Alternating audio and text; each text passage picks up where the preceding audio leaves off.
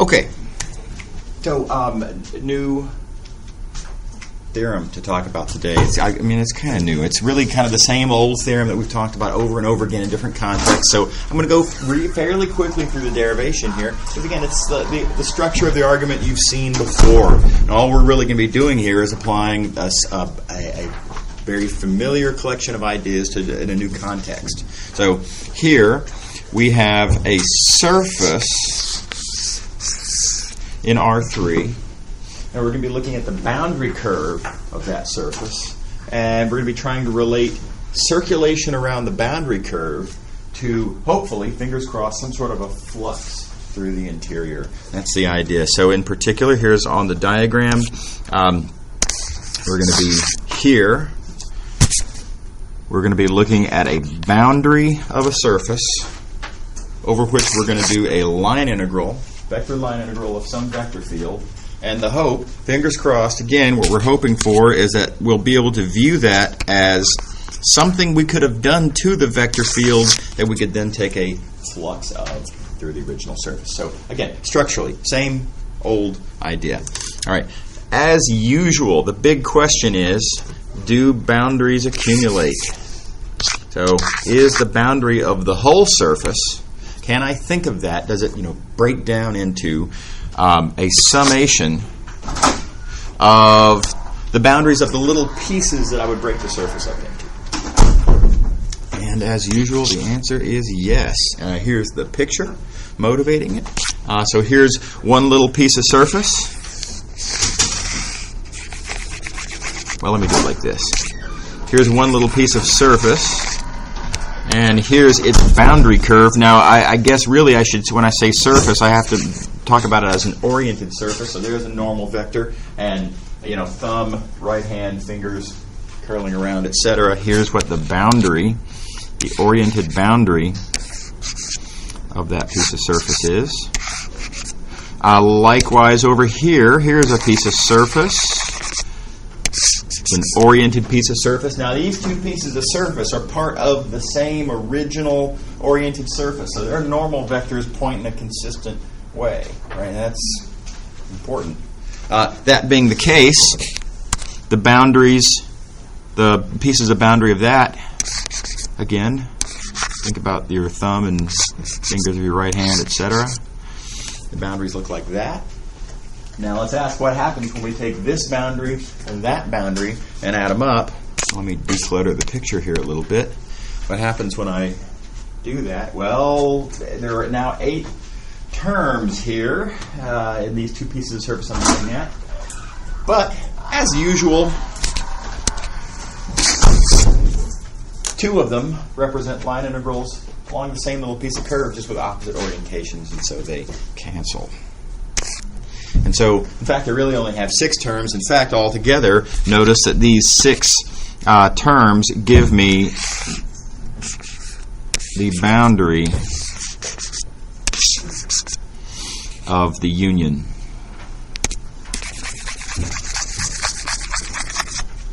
Right. So the boundary of these 2 pieces of surfaces together is equal to the sum of the boundary of this one plus the boundary of that one. So this is the kind of argument that goes into noting that these boundaries accumulate per that formula. That's really the critical step that allows for turning our boundary integral into an interior integral. Here's the algebra of it. Now there is one little twist, one thing that's going to go differently in this application. Talk about that when we get to it. But boundaries accumulate.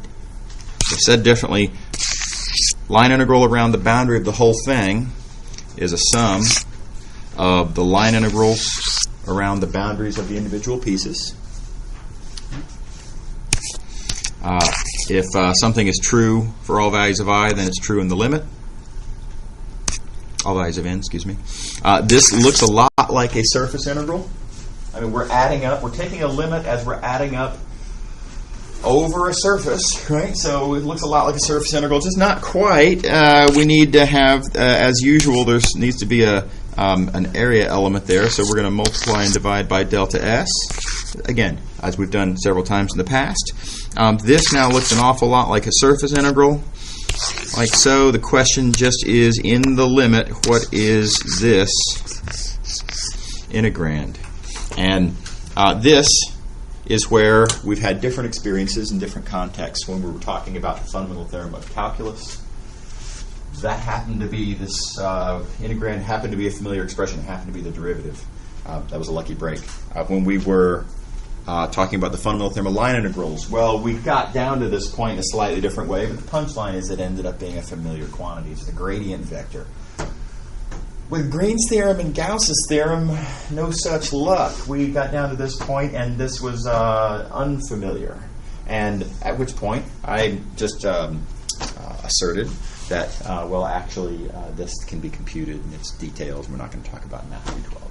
So, unfortunately, this is that latter case. This is an unfamiliar expression, and I don't want to go into details talking about how to compute this thing, but it can be.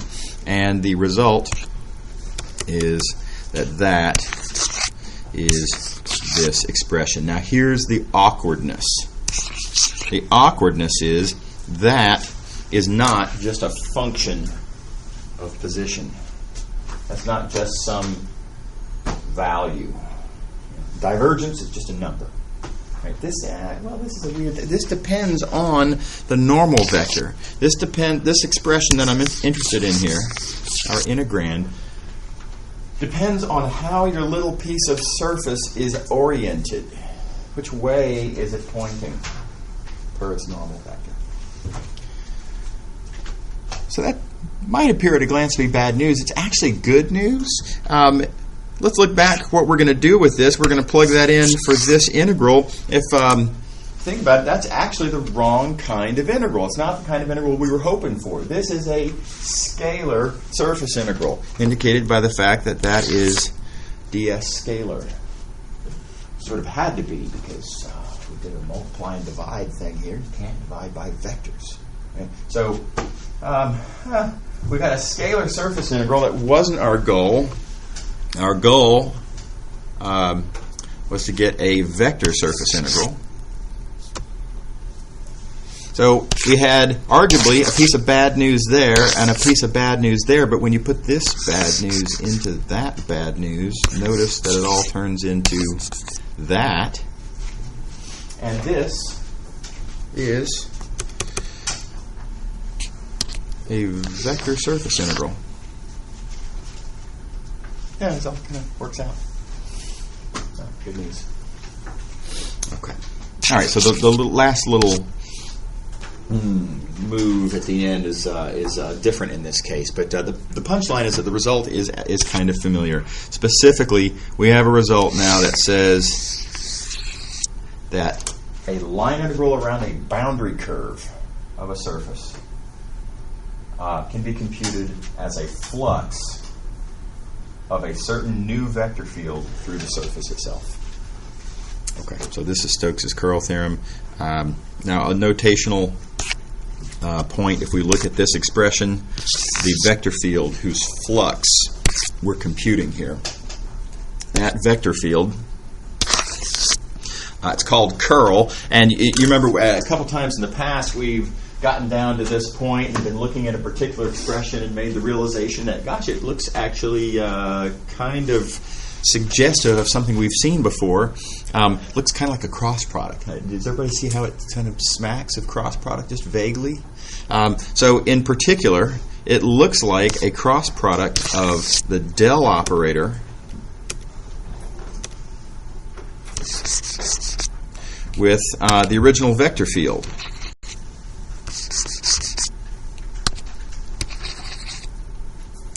I mean, if you were to try to make sense out of, what should this mean, del cross f?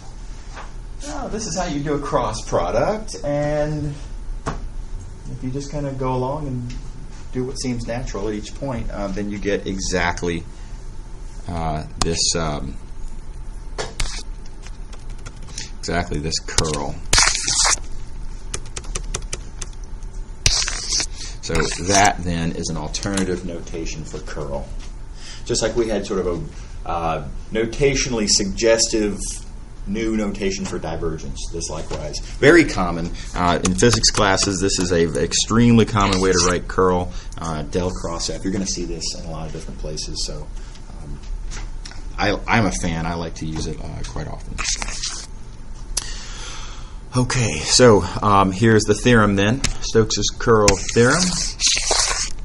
And you'll notice I'm using this new notation for curl. We have let's see how this plays out on the diagram here.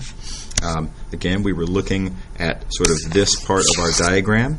We started by looking at a boundary of a surface. And what we have now found is an operator that you can do to such a vector field such that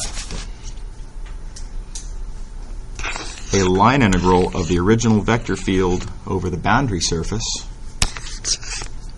equals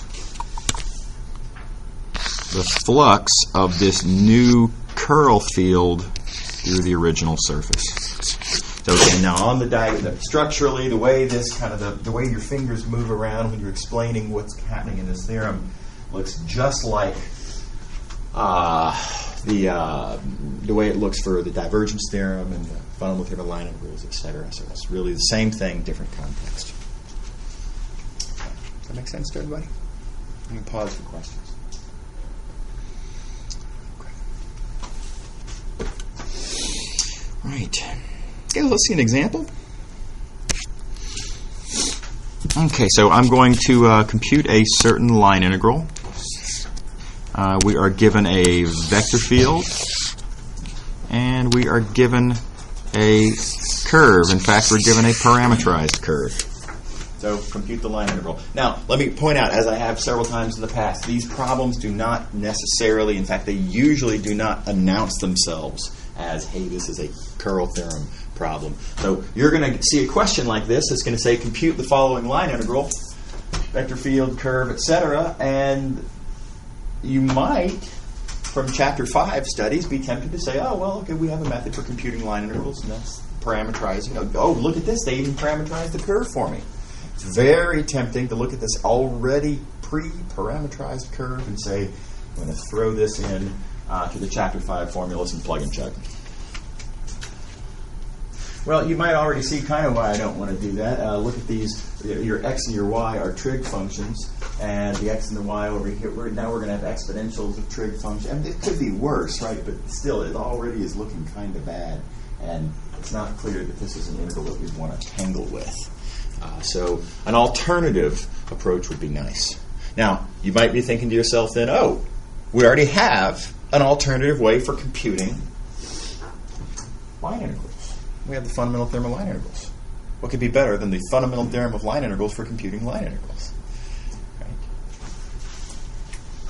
Well, sadly, the fundamental theorem of line integrals will fail here. So everybody remembers now, I hope, that there are asterisks that come along with all of these boundary theorems, and so there's an asterisk. There's a weakness to the fundamental theorem of line integrals. It only computes line integrals if your vector field is actually a gradient of something, because you have to be able to find that anti-gradient. If it is not a gradient of something, then there is no anti-gradient, and you can't apply the fundamental theorem of line integrals. So sadly, that would happen here. You might play with it, be a entertaining example, that play the usual game and take the appropriate anti-partials of these components and try to find a function that satisfies the resulting equations, and it doesn't work. So curl theorem, though, is going to work out to be exactly what we need. So now the curl theorem also has an asterisk.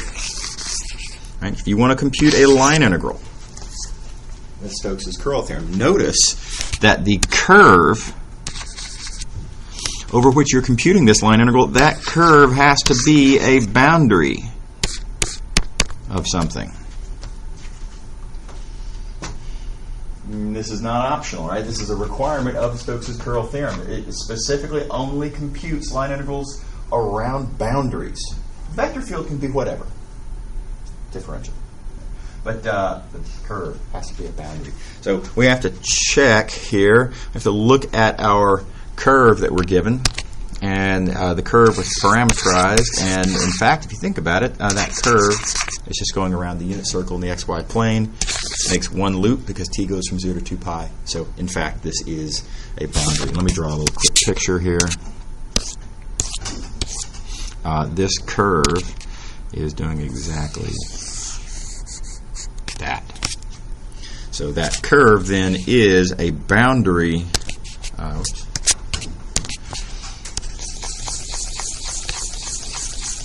of, for example, that surface. Is everybody on board? Any questions so far? Okay. All right. So now, by the way, I picked that surface there because it's a convenient surface. I do want to acknowledge that this curve is also the boundary of other surfaces. So, for example, that curve is the boundary of a sort of hemisphere here, right? It's also the boundary of, that's going to be hard to erase. It's also the boundary of that surface. So there are lots of different surfaces, right? So think carefully about which surface you want to use if you're going to view your curve as being the boundary of a surface. This surface is a surface you're going to have to do things with. I generally encourage you to pick the simplest surface that you can think of, whose boundary is the curve in question.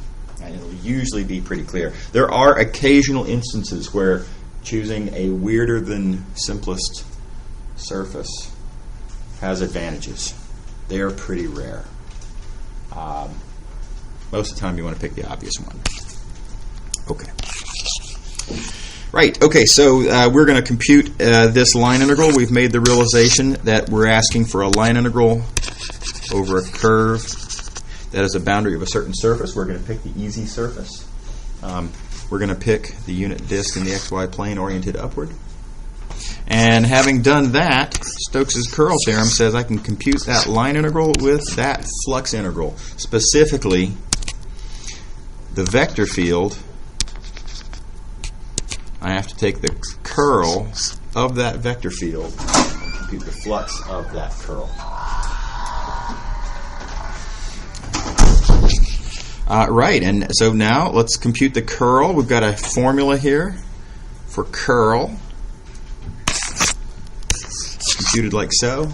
By the way, I mean, you can memorize that formula, I suppose. I have actually never memorized that formula. I really find it more convenient to compute the curl by writing down, again, this symbolic cross product and actually doing this little determinant.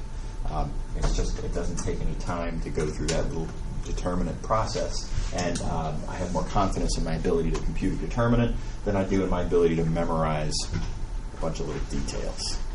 Okay. So I would encourage you, again, to think of it that way. So you compute that curl. Here's one way you can do it in your head, by the way. You can look at these three components, and then in your mind actually write down the little partials here, and the I, J, K there. You can literally write it down if you want to, but you can also just kind of think of it in your mind. And so taking the curl of the vector field amounts to taking the cross product, which amounts to this determinant. And so one at a time, you're going to have the y partial of that, which is 0, minus the z partial of that, which is 0. Let me write that down.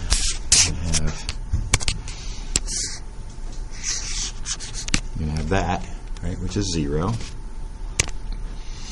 Then you're going to have the z partial of that minus the x partial of that. That's also 0. And then finally, for the last entry, you're going to have the x partial of that, which is 1, minus the y partial of that, which is minus 1. So we have 1 minus negative 1, and that gives me 2. Is everybody good? Questions? Everybody happy? Okay.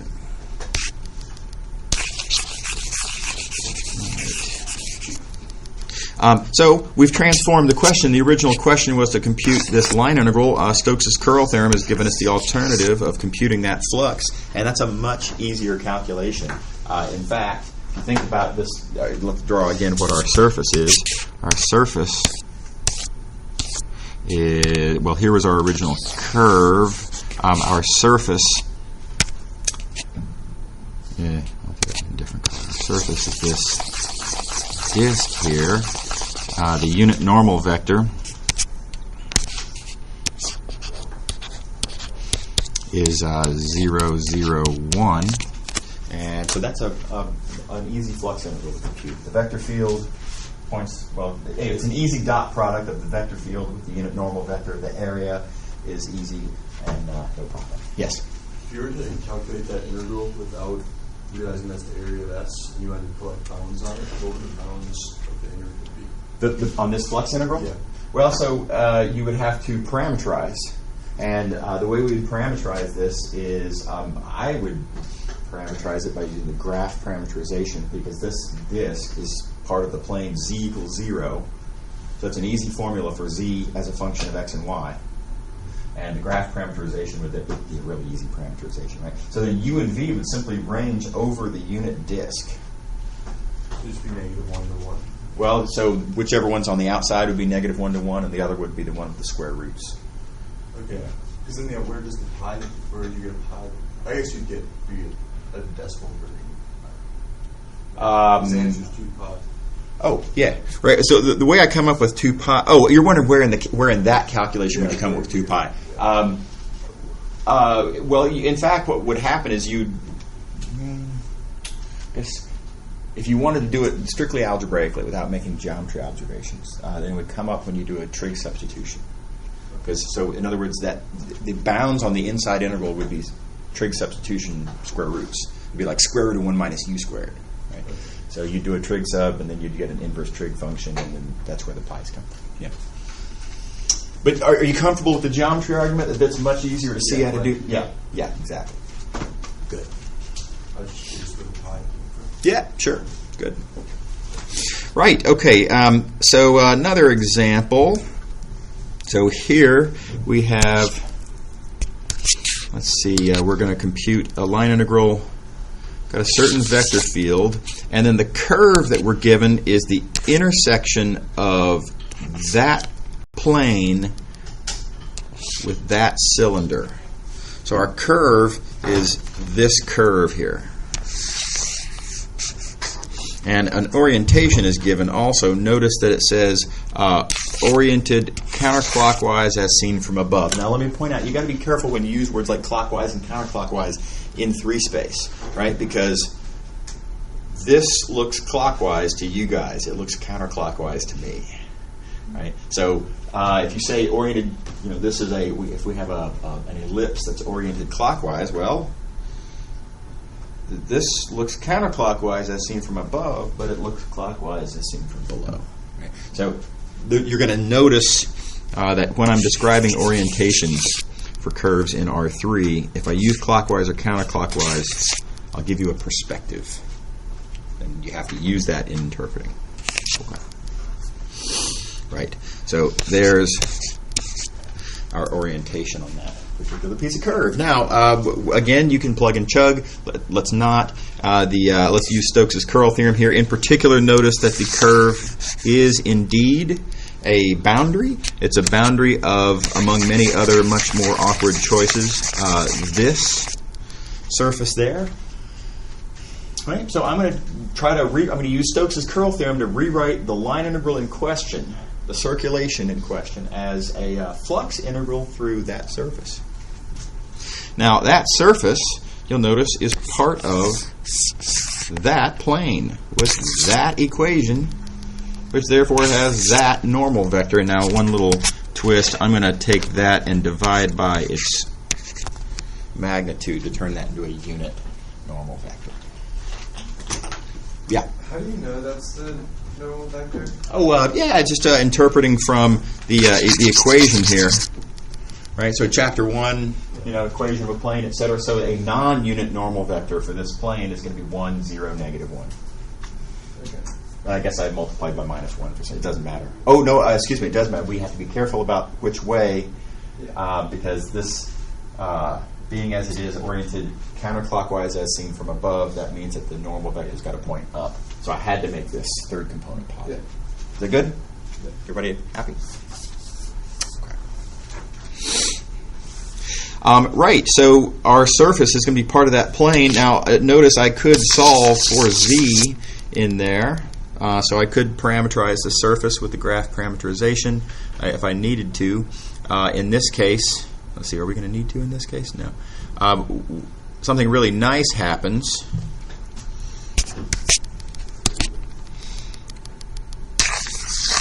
Our line integral is around a boundary. Being around a boundary, we can invoke Stokes' curl theorem. And look what happens to when you compute the curl. This vector field, its curl, is that. -1, -1, -1. And that curl dot that unit normal vector happens to be 0. So you could, graph parameterize the surface, etc. But you don't have to. It's easier in this case just to observe, make the geometry argument that the curl happens to always be orthogonal to the unit normal, and therefore that dot product is 0. And therefore the flux is 0, and therefore the line integral is 0. Everybody happy? Okay, so moving along. There's an example here that relates Stokes' curl theorem to Green's theorem. This is a really neat fact. I'm going to encourage you all to read this example, but I'm going to leave it as a reading exercise. Here are the pictures that go along with that. Okay, so I want to talk about now, how do we think about curl? This is we need some sort of geometric satisfaction. We have, in some sense, a magic trick here. Right? We have this theorem that says if you want to compute a line integral, if that line integral is a line integral around a boundary curve, then presto, that works, right? But we don't have a very good picture for what that looks like. So what does this thing here mean? What does it look like? How do I visualize what curl looks like? Okay, so that's what I want to talk about.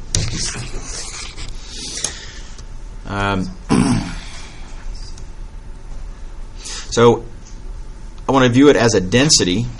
I want to segue into that by going back and talking about a different kind of a density.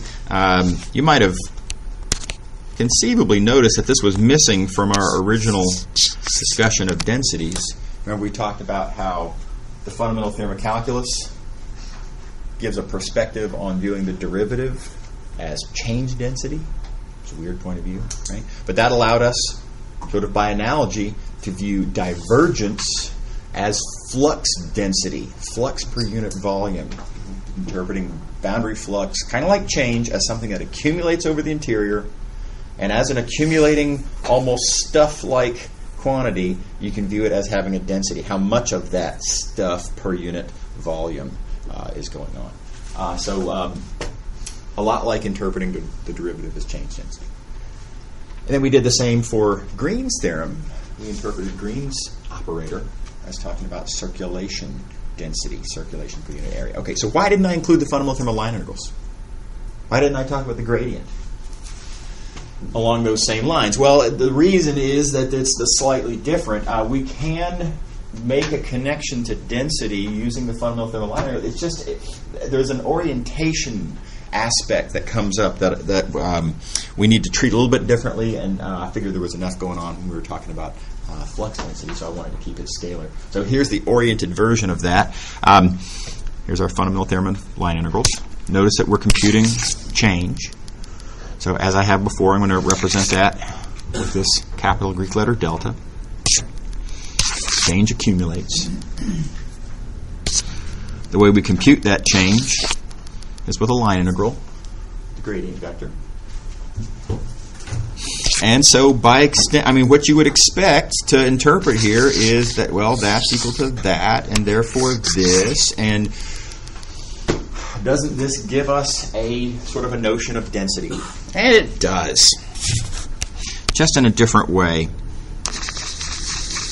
The gradient vector itself, by itself, isn't really what's playing the role of density in this equation. Let's just look at this boxed equation here.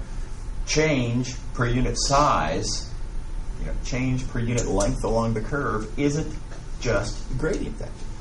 It's gradient dot the unit tangent vector.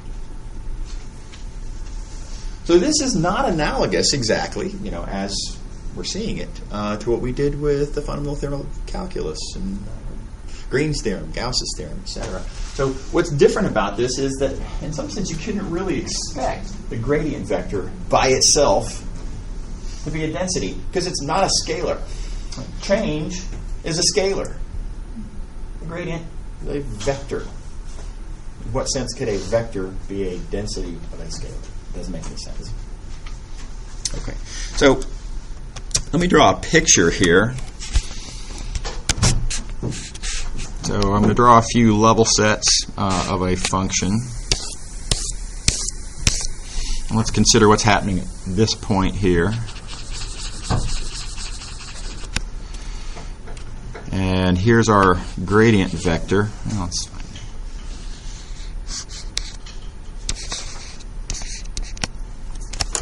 let's remind ourselves what we know about the gradient vector.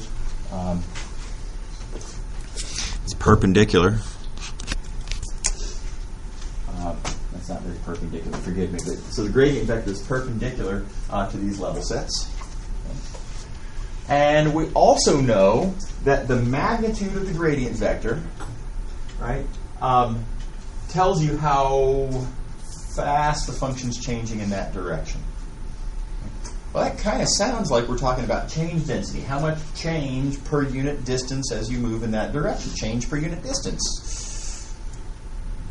Change is a quantity, distance is a size. Sounds like a density. The catch is that the gradient vector only tells you by itself what the change per unit distance is if you are moving in that direction, if you're moving in that optimal direction.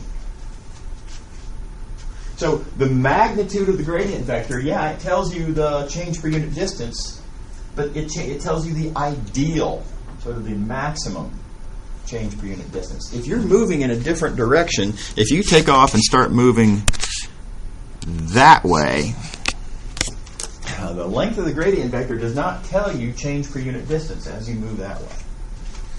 Right? In fact, let me make that look less like a vector of the same length. Let me make that a smaller vector. Let me make that t, unit vector t. If you're moving in the direction of this unit vector t, the magnitude of the gradient does not tell you change per unit distance. What does? How do we compute change per unit distance if you're moving in some direction? Well, let's think about it. That's the unit directional derivative. How do we compute unit directional derivatives? Dot product. Right. So what we have then is that the gradient vector by itself, not really a density. It has, in some sense, there's too much going on. There's a magnitude in here, but there's also a direction. The magnitude tells you sort of the ideal change density. But you have to dot with that direction vector to get the actual change per unit distance, the actual change density, depending on which direction you go.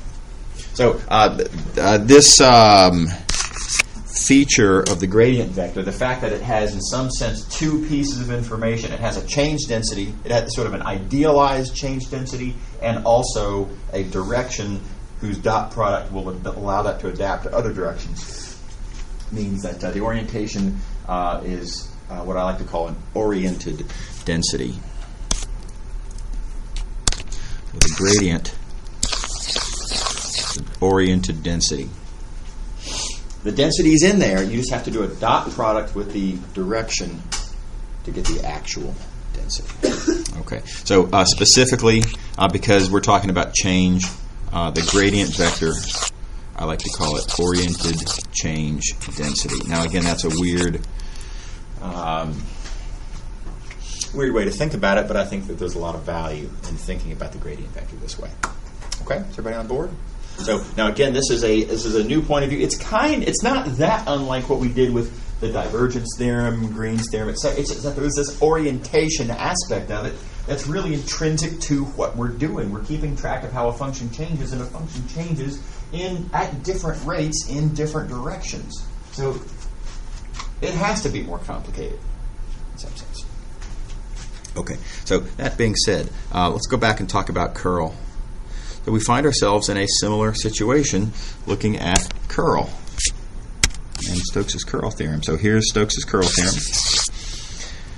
Again, what are we computing? We're computing this line integral. Critically, it's a line integral that has to be a line integral around a boundary curve. We have a name for that. We call that circulation. So I'm using, you'll notice, this same Greek letter sigma that we did when we were talking about Green's theorem.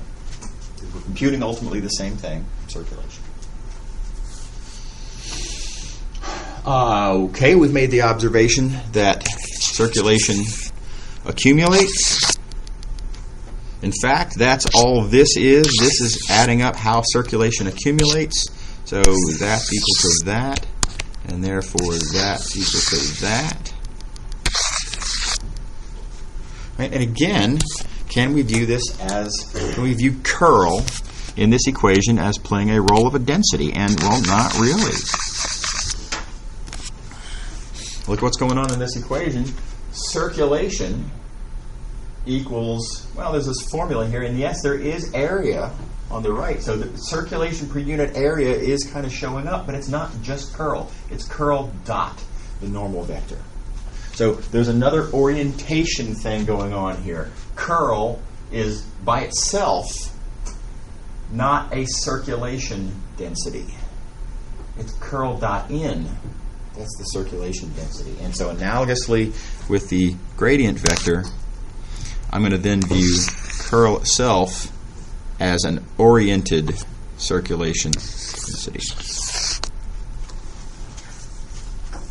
And again, this term vorticity, we used vorticity to talk about Green's operator.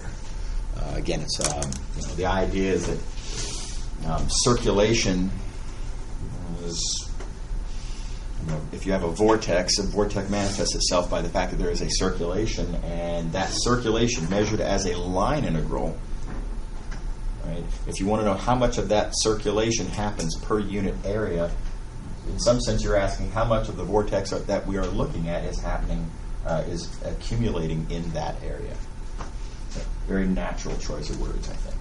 Okay, now I want to give you some geometric sense of how it is that that circulation is orientation dependent. When we were talking about in the gradient context, it's pretty clear. As a function changes, well, it changes. There's some sort of idealized direction to see how a function is changing, but there's no law that says you have to walk that way. You might walk this other way, and then you have a different experience of how the function changes, right? So what's the analogous thing with circulation? The analogous thing is this picture. So here's a vector field. And you'll notice that I've drawn the vector field as kind of circulating. In fact, let me just kind of do... We have a vector field that's sort of circulating there. And suppose that I want to measure the circulation around that curve, that little boundary curve. Well, if you think about the way the field is circulating, I'm going to try to do this with my hands now. This vector field F is representing a fluid flow that's kind of circulating around like this. If your curve goes around that same way, well, you're going to measure a lot of circulation here. Algebraically, that comes up in the fact that the curl vector for that circulation field is going to be pointing that way. The normal vector for that surface whose boundary we're going around is going in the same direction. So in some sense, kind of like this, where when you're going in the direction of the change, sort of the maximum, the direction the function's changing most quickly, that's where you're going to see the most change per unit distance. Okay. On the other hand, now here's another scenario. The same vector field now, again, the same vector field still circulating around that same axis, so we've still got this kind of thing going on. What if I'm not circulating? What if I'm not moving around that same curve? What if I ask, how much is it circulating around that curve? Well, let me appeal to your geometric intuition. This is very hand-wavy, literally. Here's our circulation, right? And if I were to do a line integral of this flow field around that curve, it's not, the flow isn't going around that curve. The flow is going around this way. And tangent vectors as you go around that curve, it's not the way that the field is circulating. So you would expect not to notice much circulation in this picture. Right? Not much circulation. Algebraically, that comes up in the fact that the curl and the unit normal vector are pointing different directions. Right? Like here, in this case, it showed up in the fact that the direction, this second direction we thought about going, is very different from the direction that the function is actually changing. Up here, the direction that we're rotating around is very different from the direction that the vector field is actually rotating. All right. So this is kind of the idea. It's much more it's geometrically challenging, right? But it is very analogous to this thinking of the gradient vector as an oriented change density. Very analogously, we think of curl as oriented circulation density, again called vorticity. So one other picture. Here's what the punchline picture is. If you have a vector field that has a sort of a vorticity to it, and if in some sense this vector field represents a fluid that in some sense has a little twist, a little spin to it somehow, the curl is going to be a vector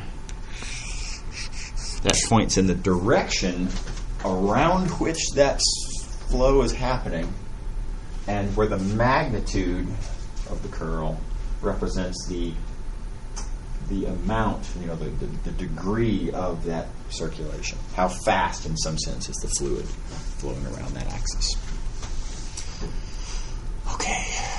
All right. So it's a lot to digest there. Let's talk about a little bit of physics. We're not going to do as much physics with curl as we did with divergence. I do want to tell you all a couple of things. I think a lot of you, those of you who have had a high school E&M class, have probably seen that there's a relationship between magnetic fields and current. I'm just curious, how many people remember, you have current in a wire and that makes a magnetic field? Show of hands? Very few. Okay, well, no problem. Here's that little bit of physics. If you have a wire and if there's current flowing in that wire, current creates a magnetic field. And the way it creates a magnetic field, it's kind of weird. I'm going to leave out a lot of the details, but the magnetic field is going to be a field that kind of flows around the wire. It's as if there's a sort of a fluid that because of the current flowing along the wire, the magnetic field is made to circulate around the wire. So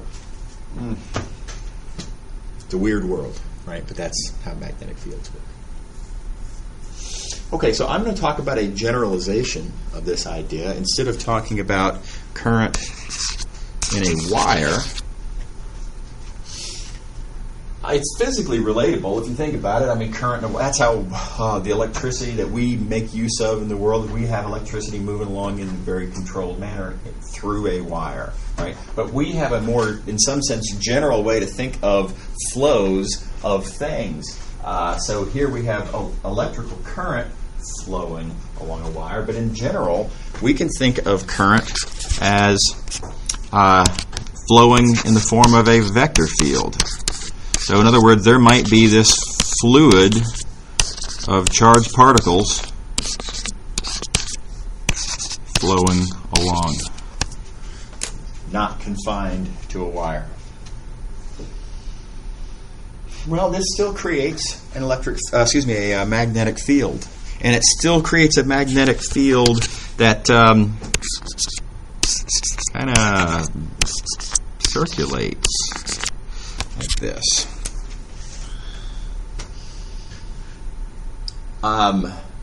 We need a more sophisticated tool to talk about the relationship between the flow of charged particles. This is what we call the current flow field, or just the current field. Let me actually put that down on here. What did we call that? J, right. So the current flow field, typically written as J. And then there's this magnetic field that results. That's typically written with B.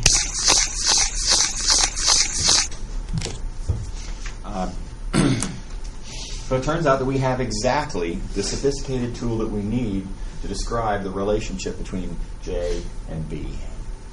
In fact, you might even sort of guess, you see that we have something that's kind of flowing, kind of spinning around something else. And in fact, so here's the punchline. The curl of the magnetic field is the current field. So keep in mind the current, I did this in purple, the current field is what's creating the magnetic field. This resulting magnetic field there has curl equal to that current. All right, so there it is. This is actually another one of Maxwell's equations. And this is what I'm going to call the third, depending on how you put it, the order is kind of arbitrary. I'm going to call it Maxwell's third equation. There is this constant in here. It's just a universal constant. It's called the permeability of free space. It's a physics thing. Okay. All right. So now, why am I teaching you this physics? The reason I'm showing you this physics is because this dovetails really nicely with Stokes' curl theorem. And again, not too surprising. We saw a statement about the divergence instead of curl. We saw a statement about the divergence of the electric and magnetic fields. And lo and behold, Gauss's divergence theorem was an awesome tool for rewriting that in a seemingly totally different form, and therefore, fitting in as a powerful tool in that part of physics. So here, same deal. Here we have a statement about curl of a magnetic field, and Stokes' curl theorem is going to dovetail perfectly with this. So specifically, if you take this equation and just take a flux of both sides through some surface, what can we say about this flux here? Well, it's a flux not just of any vector field. This is a flux of a curl. And a flux of a curl through a surface is exactly what shows up in Stokes' curl theorem. So that that flux of curl you can rewrite as a line integral. And now, interestingly, what else can you do with this? Keeping in mind, that's purple, that J field is it's a what we call our current flow field, right? Our current field. But in fact, what it is a flow of charged particles. This is a vector field representing a flow of a kind of a fluid. This integral says I'm computing the flux of that vector field representing a flow of a fluid. What is flux of a flow of a fluid, well, that's sort of our definition of flux is how much fluid is passing through that surface. And there's a physics term for how much of the fluid of this current field, keeping in mind what current is. Current is a flow of charged particles, so the fluid involved here is the fluid of charged particles. Very simply, this just says how many of these charged particles are passing through your surface. That also is a classic physics term. That is current, represented by I. So now again, if you're not familiar with these physics terms, it's no big deal. You can see that in a physics class. So the punchline is that Stokes' Perl theorem is the necessary tool to translate this version of Maxwell's equation, Maxwell's third equation, to this version. Again, this is called the differential version of Maxwell's third equation. This is the integral version. So really, actually pretty analogous. If you think about it, this kind of looks just like, as an argument, the argument that we made with divergence of electric and magnetic fields using Gauss's divergence theorem. Okay, so I encourage you to look back to the divergence theorem chapter and see that connection. Okay. A little bit more physics here. Another one of Maxwell's equations, what I'm going to call the fourth one, again, numbered arbitrarily, talks about the curl of the electric field. The curl of the electric field is the negative time rate of change of the magnetic field. It's a physics thing. Don't worry about why or where that comes from. We're just going to take this as a given. This isn't really a physics class. Right, so what can you do with that? We're going to play the same game. We're going to take that equation, take a flux through a surface of both sides. Looking at this resulting equation here, notice that is exactly 1/2 of Stokes' Perl theorem, so I can rewrite that as a circulation. That's what Stokes' Perl theorem does. And then here, skipped a step. The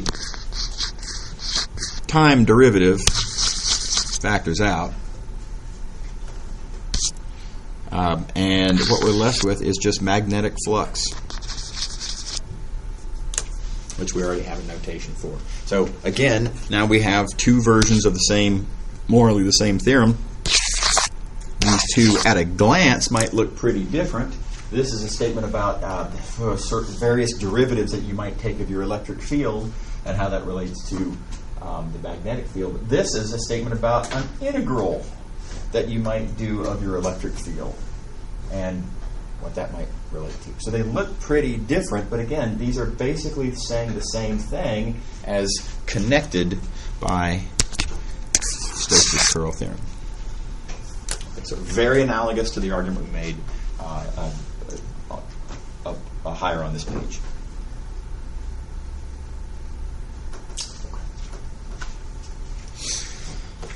By the way, in case you're curious, it turns out that this equation here is very important in engineering.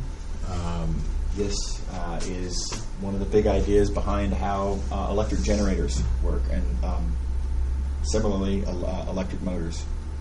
They work basically by taking magnetic fields and moving them around, moving the magnets around so that the magnetic flux changes, and as the magnetic flux changes, what you're doing is making this derivative non-zero, and when the right side of this equation is non-zero, you're creating an electric current. Or that's the highly oversimplified version, but that's the main idea. So, big physics idea here. Okay. All right. So I'm going to move on now and talk about path independence. By the way, this is a really quick section. I expect to finish this one today. We may or may not finish the one after the surface independence section, but this does move pretty quickly. We'll definitely finish path independence today. So here's our fundamental theorem of line integrals. let me go ahead and dwell again on something that I've dwelled on before, which is that something really amazing about this theorem. What this says is that even though the left-hand side of the equation is something that's computed over the entire curve, I mean, the arithmetic of the left side involves going along and looking at all the points on this curve C. Calculations being done based on where those points on that curve are. The amazing punchline is that you can get the same result by only looking at the endpoints.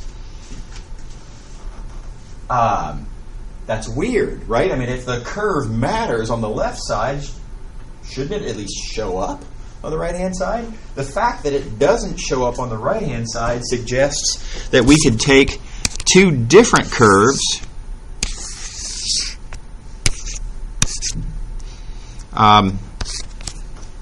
compute this line integral of this gradient field along those two different curves, doing calculations along totally different points, but because we have the same starting point and the same ending point, the right-hand side is going to end up being the same. So it's weird, but the two line integrals that we would get along these two curves are going to be the same.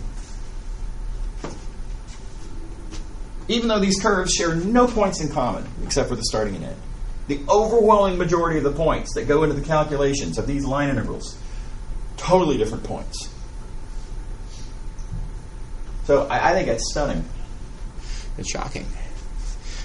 Anyway, it's something to think about. Now, I'm going to say, first of all, let me note this is not true for every vector field. The thing that makes this possible is the fact that this is a special vector field. Right? The fact that this is a gradient vector. You only get this equation to be true. We only have a fundamental theorem of line integrals if your vector field is a gradient. So this is a special vector field that has this equation and therefore that has this counterintuitive weird property. So this property, we're going to give this a name.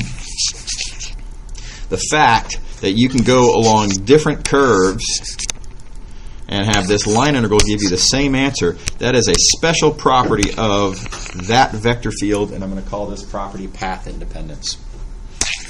So what we see here is that gradients, because of the fundamental theorem of line integrals, gradient fields have the feature that they are path independent. Pick any paths you want. As long as they have the correct starting point and the correct ending point, pick any path you want, you're going to get the same answer if what you're computing is a line integral of that special vector field. Okay. Is everybody on board with the statement here? Okay, so I have a definition written down here.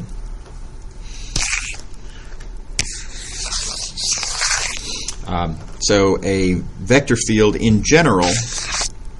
Now, I made my previous observation about gradient fields. So gradient fields have this property, but I want to define a general property. If some vector field F is path independent if whenever you start and end at the same point,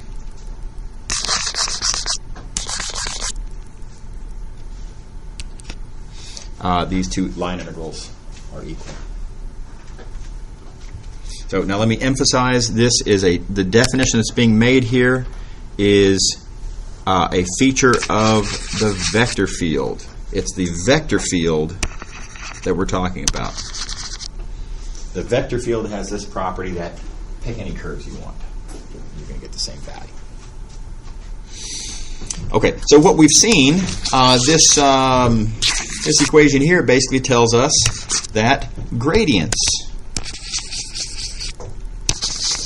are path independent. And so I've written that here. If you have a gradient field, then the punchline is that it is a path independent vector field. And so this kind of begs the natural next question. If every gradient field is path independent, are there others? Are there other vector fields that are not gradients that might also be path independent? What might these other vector fields look like? What's Is this kind of a random occurrence that happens coincidentally to be true for gradient fields, but oh yeah, there are many others? Or might it be, possibly, perhaps, that there are no others? Could it be that every path-independent vector field is also a gradient field? And that actually ends up being the right answer.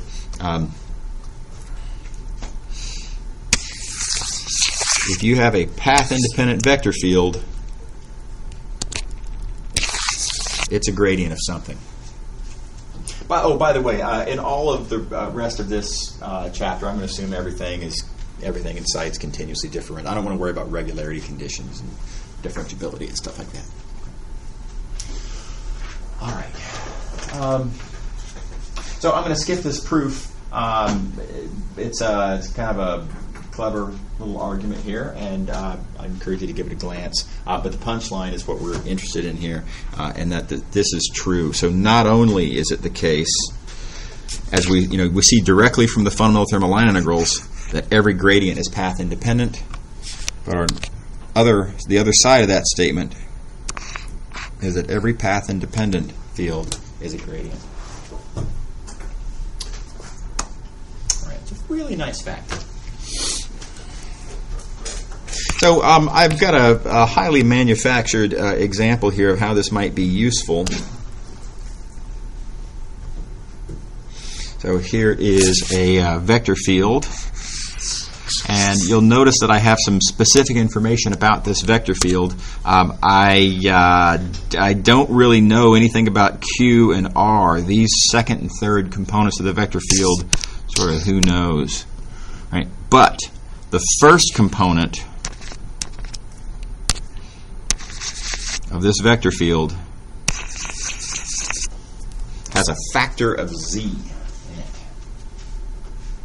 All right, so that's the given. Very little information now. I don't really know too much about it. That being said, even though I don't know very much about this vector field, I want to compute this line integral of it. I have a curve given, and I want to compute this line integral of this vector field, even though I don't know the vector field. So it would appear at a glance that we don't have enough information to answer this question. Okay. All right. The other critical piece of information that we're given in this exercise is we know it's a gradient of something.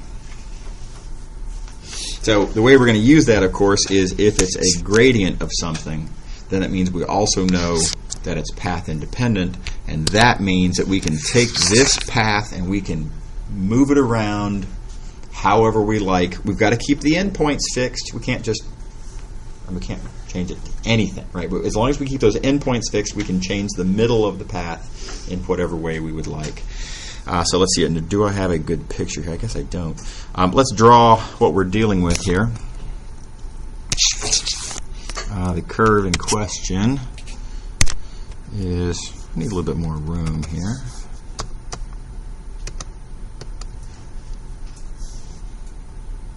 Right, so our curve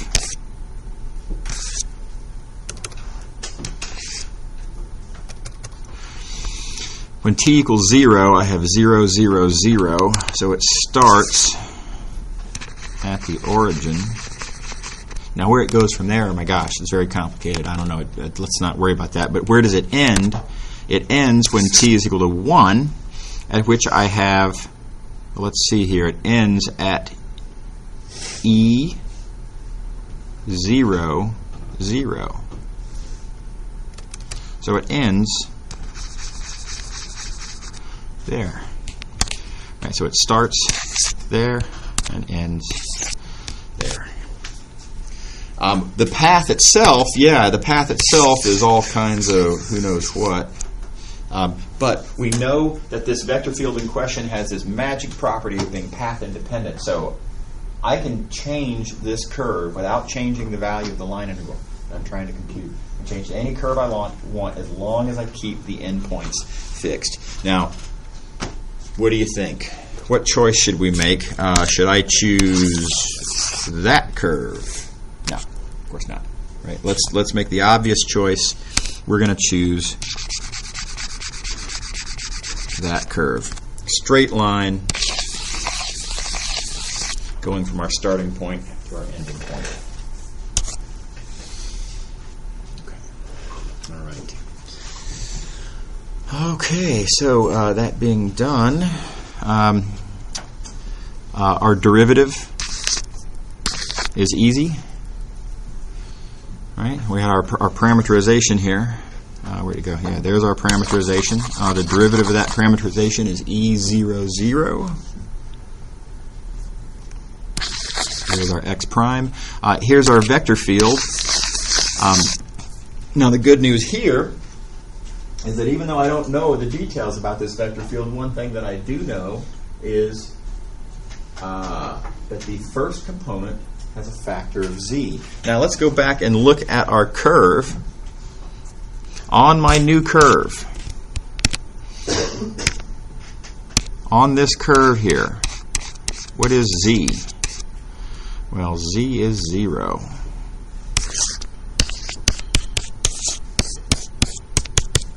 On that new curve. Not on the old curve, not by quite a bit, right? But on this new curve that I've chosen, z is always 0, and that means that that's 0. And so this dot product is 0, and the integral is equal to 0. Really nice conclusion. And again, this is a very manufactured and weird example. But maybe I'll say a quick word about why I had to give you such a weird manufactured example. When are we going to use path independence to compute something? Well, if you want to use path independence, your vector field has to be path independent. If it's path independent, then it is a gradient. So the situation where we might use path independence is a situation where we're computing a line integral of a gradient field. We already have a magic tool for that. That's the fundamental theorem of line integrals. If you're computing a line integral of a gradient field, why wouldn't you just use the fundamental theorem of line integrals? Most of the time, that's what you should do. Most of the time, use the fundamental theorem of line integrals. Just find the anti-gradient and go on with it. So I had to manufacture a weird example here of a vector field where you couldn't use the fundamental theorem of line integrals because you can't find the anti-gradient because you don't even know what the vector field is. All right, so there was a lot of trouble. All right, so that begs the question, why are we even talking about path independence and who cares? And there's a great answer for that.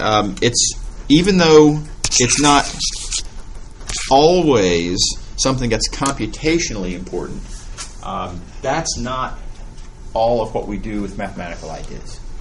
Right? So I've made this comment several occasions in the past. This is not a class where our goal is to compute answers where the answers are numbers.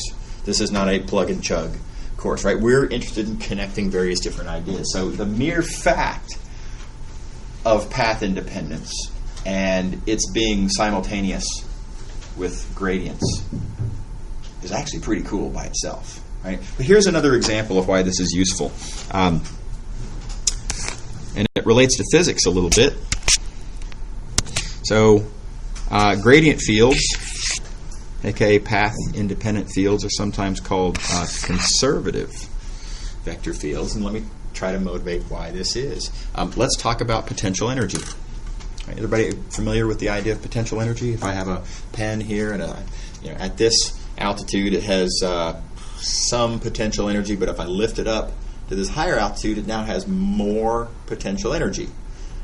And I want to say that it has more potential energy because if I drop it and it comes back down to here, right, then by the time it hits my left hand, it's going to have kinetic energy. And it would be nice to be able to think that that kinetic energy came from somewhere, that it didn't just kind of spontaneously appear out of nowhere. So we say that it has potential energy here to explain the kinetic energy that it has down here. Can you always do that? Wouldn't it seem like, the amount of what I claim is the potential energy that the pen has at this higher altitude, shouldn't that depend on how much energy I put into it, namely how much work it took me to get the pen up to this altitude. Sure. What if I, instead of lifting the pen straight up to this altitude, what if I had taken the pen along some different path to get up to this altitude? That's a different path along which I need to compute work. That's a different path along which I need to compute a line integral. So critically, what we need in order for the idea of gravitational potential energy to make any sense at all, we need for the gravitational field to have this property of being path independent, so that there can be a notion of potential energy that can, relate to kinetic energy in this way we've described. So, in particular, and here comes the terminology connection, conservation of energy. When we say that energy is conserved by, here it's potential energy, down here it's kinetic energy. Altogether, the total amount of energy was conserved in that process. That conservation hinges on there being an idea of potential energy in the first place. Right? So specifically, we call these vector fields conservative because, for example, they allow for the possibility of a notion of conservation of energy. So along those same lines, gradient fields, path-independent fields. And I didn't mention this terminology back in earlier this chapter, but the anti-gradient function, that function whose gradient is the original vector field, we call it the potential function. Because that's the function that is the potential energy function whose gradient is the force field, if we're talking about kinetic energy. All right, so again, as a mathematician, I kind of like the term anti-gradient because it speaks more explicitly to how we're defining this function in the first place. And I all else being equal, would prefer not to go by way of a physics concept that's unnecessary to mathematical purposes. But this is a very common term, and so you'll hear people talk about potential functions, and when you hear potential function, think anti-gradient. All right. So now looking at the clock, I'm realizing we might not finish today. But I do want to get a little bit of way into this next, in fact, last section. We might finish this. It's only a couple minutes. So I want to talk about this picture. Suppose I have a starting point and an ending point. And suppose I have two different paths that get from that starting point to that ending point.